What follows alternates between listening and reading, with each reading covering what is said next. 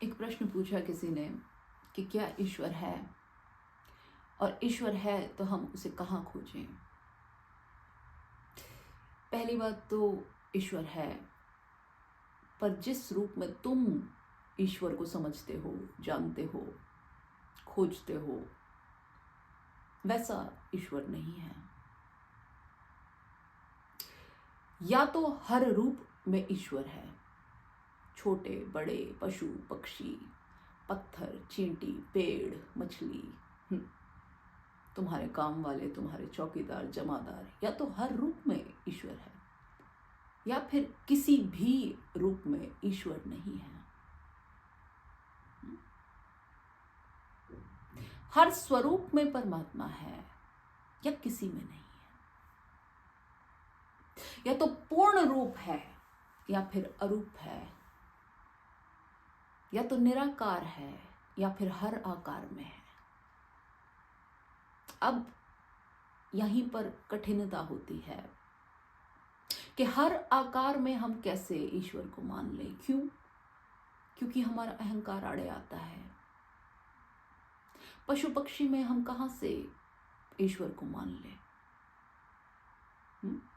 क्यों मान लें? कैसे मान लें?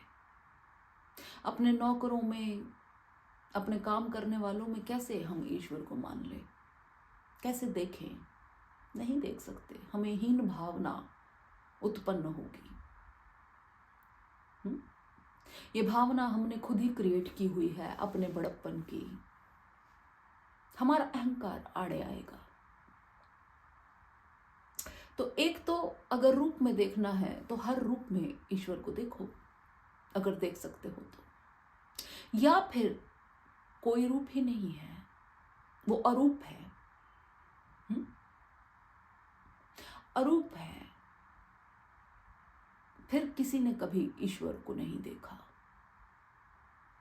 या सबने हर समय ईश्वर को देखा। नजर नजर का भेद है ना। अब तुम कैसी आंखों से किसी को देखते हो, उससे पता चलता है कि तुम ईश्वर को देख रहे हो कि नहीं देख रहे। देखने को तो हर कोई हर समय ईश्वर को ही देख रहा है, और नहीं देखने को नहीं भी देख रहा है। अगर तुम्हारे भीतर जागरण है, तुम्हारे भीतर तुम्हारा साक्षी है, तो तुम हर समय ईश्वर को देख रहे हो, हर रूप में देख रहे हो।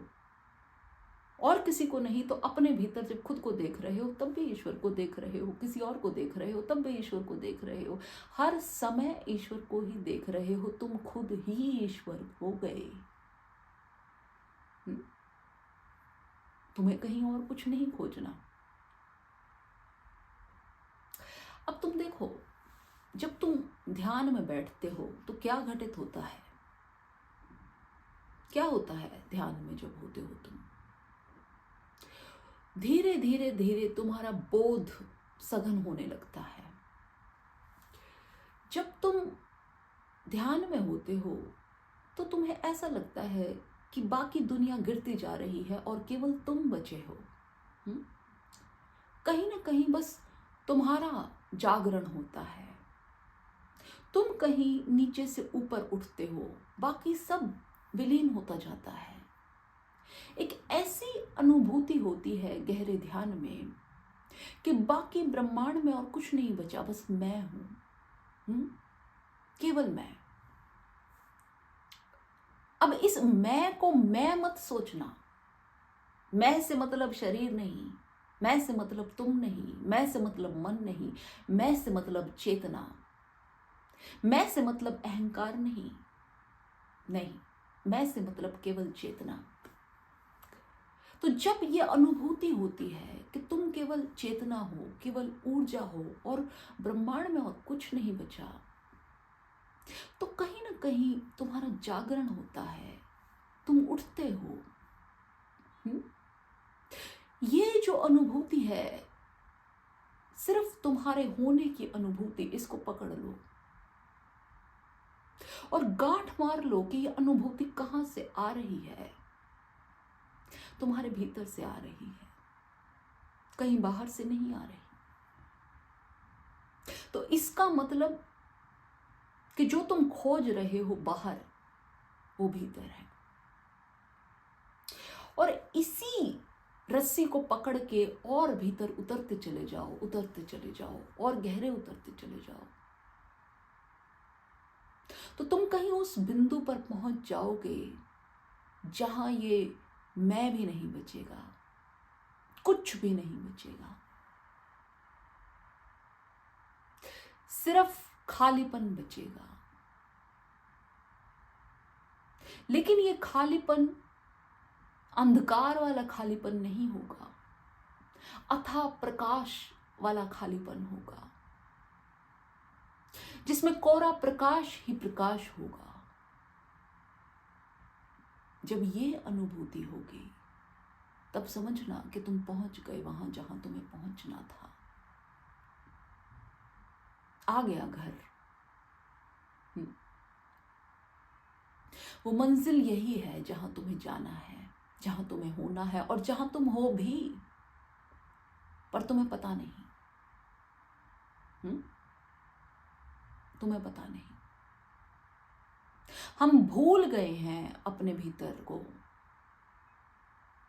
इन बाहर के आवरणों ने, इन बाहर की सब चीजों ने, आसपास के आडंबरों ने, हमारे अहंकार ने सब बातों पर भूल डाल दी है।